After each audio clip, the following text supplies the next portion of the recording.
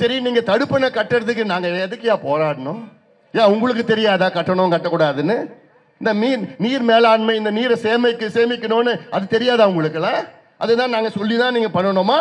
கேட்டா நாங்கள் திமுக 1949 இருந்து இருக்கிறோம் அண்ணா அப்படிலாம் பேர்லாம் சொல்றீங்களே, ஏன் இது கட்ட முடியாதா? ஏன் கட்டல? தெரியாது சொல்றான் பாரு. பரவாயில்லடா, தெரியாது தெரியாது. இதோட முக்கியத்துவம் தெரியாது. நீர் மேலாண்மையுடைய முக்கியத்துவம் தெரியாது. பக்கத்துல தென்பெண்ணையாறு போகுது, அந்த பக்கம் நாங்க என்ன கேட்டோம்? தென்பெண்ணையும் பாலாத்தையும் இணையுங்கள். இந்த பகுதியெல்லாம் வரணும், இந்த பகுதியை இணைக்கிறது 60-70 கிலோமீட்டர் அங்கிருந்து காவா மூலமா இணைக்கிறது. தென்பெண்ணையில ஆண்டுக்கு 3 முறை வெள்ளாபாயம் வெள்ளம் தண்ணி கடல்ல போய் சேருது, கடலூர் பக்கத்துல போய் சேருது, கடலூர் டவுன்ல போய் சேருது. அந்த தென்பெண்ணையில வெள்ளம் காலத்துல அந்த தண்ணியை இந்த பாலாத்துக்கு திருப்பி ஒரு இணைப்பு வேணும், இணைப்பு கால்வாய் வேணும். அந்த இணைப்பு கால்வாய் வந்ததுன்னா பாலாத்துல தண்ணி வரும். ஆந்திராக்காரன் 22 தடுப்பணை கட்டிட்டான். 32 கிலோமீட்டர் ஆந்திராவில் போகுது, அதில் 22 தடுப்பணை கட்டிட்டான். கர்நாடகாவில் 84 கிலோமீட்டர்ல 15 தடுப்பணை கட்டிட்டான். ஆனால் தமிழ்நாட்டில் 223 கிலோமீட்டர் இந்த பாலாறு போகுது. கொஞ்ச நாளுக்கு முன்பு வரைக்கும் ஒரே ஒரு தடுப்பணை தான் வெள்ளக்காரன் கட்டினது. அதன் பிறகுதான் நாங்க சொல்லி சொல்லி அழுத்தம், போராட்டம், துண்டு பிரச்சுரம் எல்லாம் கொடுத்து தான் அப்புறம் தான் இப்போ மொத்தத்துல பாலாத்துல 3 தடுப்பணைகள் மட்டும்தான் இன்று முடிக்கப்பட்டிருக்கிறது.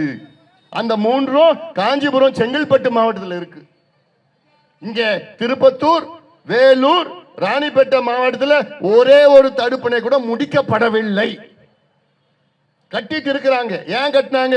நான் அழுத்தம் கொடுத்த காரணத்தால் தான். இந்த அன்புமணி ராமதாஸ் அழுத்தம் கொடுத்த காரணத்தால் தான். அதனாலதான் நான் கேட்கிறேன், எவ்வளவு காலமாக இதெல்லாம் அவங்களுக்கு சொல்லி கொடுக்கணும்? எங்க கிட்ட ஒரு வாய்ப்பை கொடுத்து பாருங்க.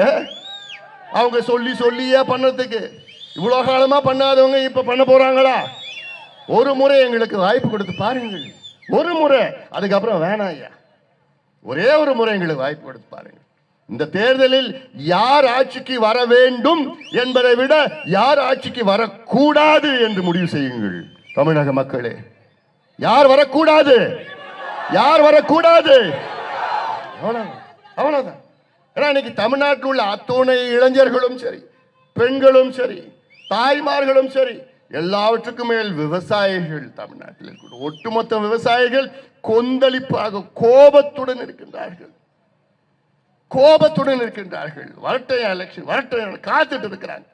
விவசாயிகளுக்கு துரோகம் செய்த திமுக, பெண்களுக்கு துரோகம் செய்த திமுக.